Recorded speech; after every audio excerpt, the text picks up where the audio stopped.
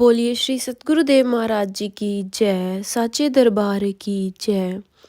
एक बार फिर से स्वागत है आप सभी गुरु भक्तों का अनुभव की इस अगली कड़ी में, जिसमें हमें शास्त्र ग्रंथों से एक अनुभव मिला है जो हमें प्रेरित करता है कि साधना में ध्यान कैसे लगाएं। चलिए आज का अनुभव शुरू करते हैं। एक बार कबीर दास जी के पास एक साधक आया। अथाह विचलित मन की उदासी उसके चेहरे पर साफ मुखर रही थी। मुरझाया हुआ चेहरा लेकर गुरु को प्रणाम कर वहीं पर बैठ गया।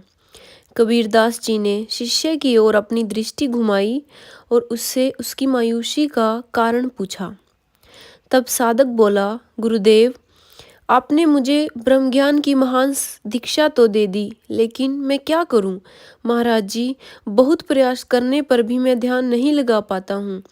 न जाने कैसे कर्म संस्कारों को अपने संग जमा करके लाया हूँ कि आंखें बंद करते ही मन में विचारों की गलियों में दौड़ना लगता है।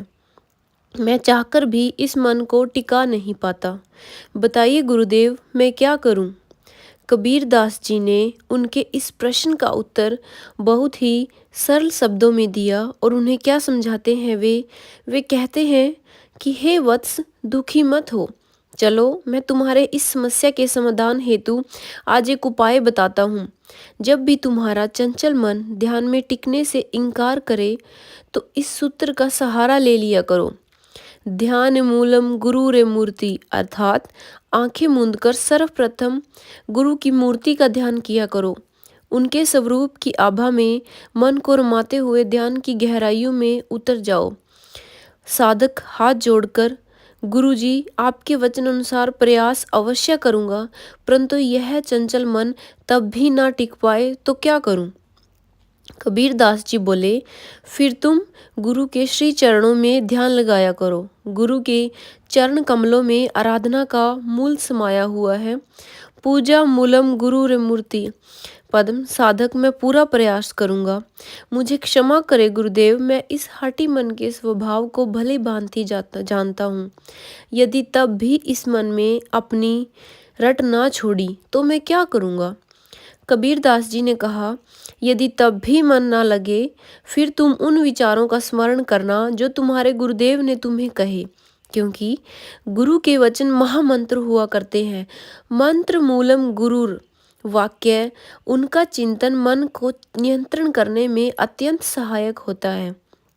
साधक के चेहरे से उदासी के बादल काफी हद तक हट चुके थे, परंतु अब भी निश्चिता का सूर्य पूरी तरह उदित नहीं हुआ था। यह भाव भरे बोले, मैं जानता हूँ यूँ बार बार पूछना मेरे लिए एक दृष्टा ही होगी, लेकिन इस बार भी यदि मेरे मन में कोई चाल चली तब मैं क्या करूँगा? गुरुदेव कबीर जी ने कहा, बुलंद स्वर में हाथ उठाकर कहा, तब फिर एक और ब्रह्मास्त्र चला दें। कौन सा ब्रह्मास्त्र? प्रभु कबीरदास जी ने कहा, तुम्हें अपने मन को उन पलों की यादों में भिगो देना जब गुरु ने तुम पर अपनी कृपा की, तुम्हारा सहारा दिया। इस सूत्र को सदैव याद रखना कि गुरु की कृपा ही मोक्ष का मूल है। मोक्ष मूलम गुरुर कृपा, और ध्यान मोक्ष की सीढ़ी है। अंततः ध्यान का आधार केवल गुरु की कृपा है, गुरु की कृपा ही केवल। इसलिए उनसे उनकी कृपा के लिए ही प्रार्थना करना। साधक आशा व नवीन उत्साह के साथ, सत्य वचन गुरुदेव, सत्य वचन, इन 4 ब्रह्मास्त्र के बल पे मैं निश्चय ही विजय प्राप्त कर लूँगा।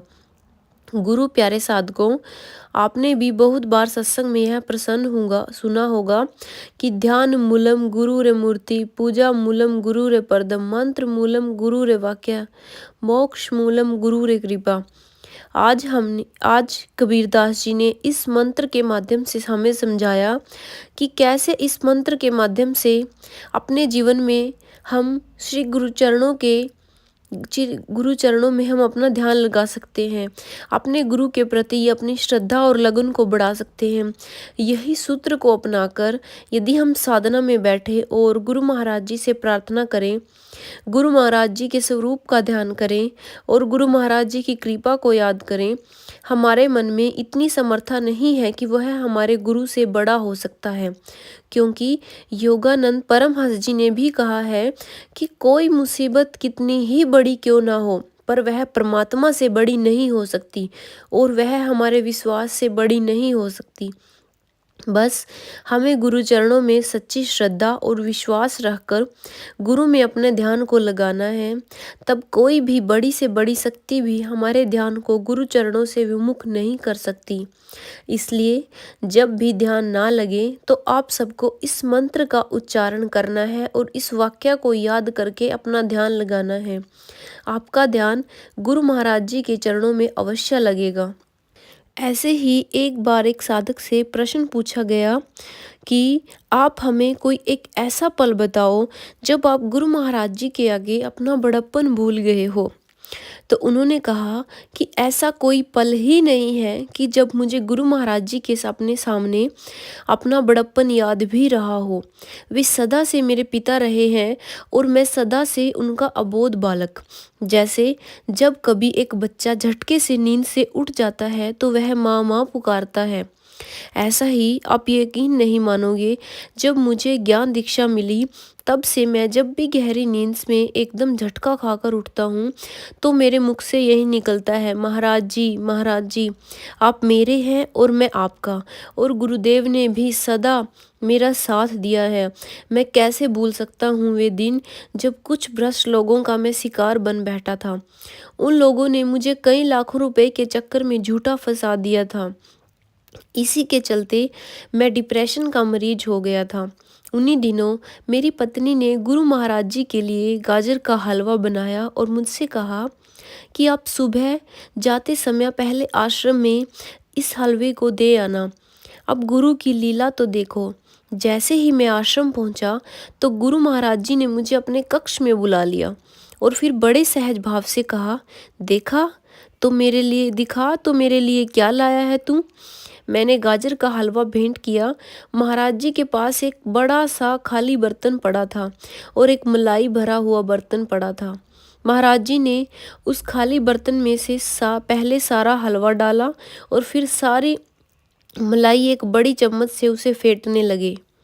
मुझे हैरानी हुई कि महाराज जी को कैसा पता चल गया कि मैं हलवा लेकर आया हूँ। उन्होंने पहले ही सारे इंतजाम कर रखे थे।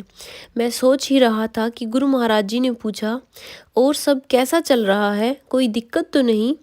महाराज जी ने यह प्रश्न बिना मेरी ओर देखे किया और ऐसा प्रदर्शन किया कि जैसे मैं उनकी सारी तवज्जो फेंटने में हूँ, जैसे उनकी सारी तवज्जो सिर्फ हलवे को फेंटने में है। क्योंकि महाराज जी जानते हैं कि महाराज जी के सामने कुछ भी कहना मेरे वश में नहीं है, पर क्योंकि महाराज जी सीधा नहीं देख रहे थे इसलिए मैंने कहने की हिम्मत जुटाई और छोटी से छोटी बात भी उन्हें बता डाली।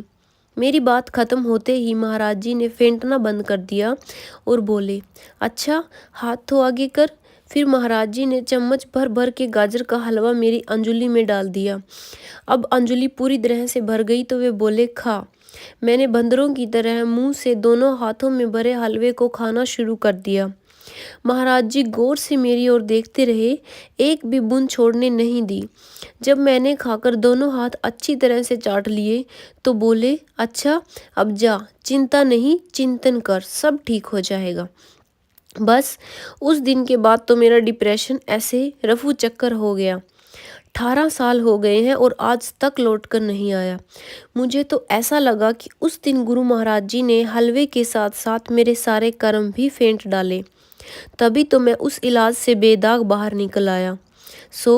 ऐसे गुरुदेव जो अंदर से बाहर हर वक्त हमारे साथ हैं, पिता बनकर हमारी हर समस्या का चुटकियों में समाधान देते हैं, उनके आगे हम क्या हैं और हमारा बड़प्पन क्या है।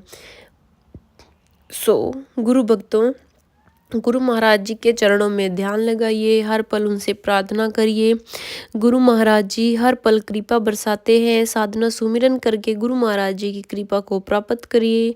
सो बोलिए श्री सतगुरुदेव महाराज जी की जय, साचे दरबार की जय, अशु पिता भगवान की जय।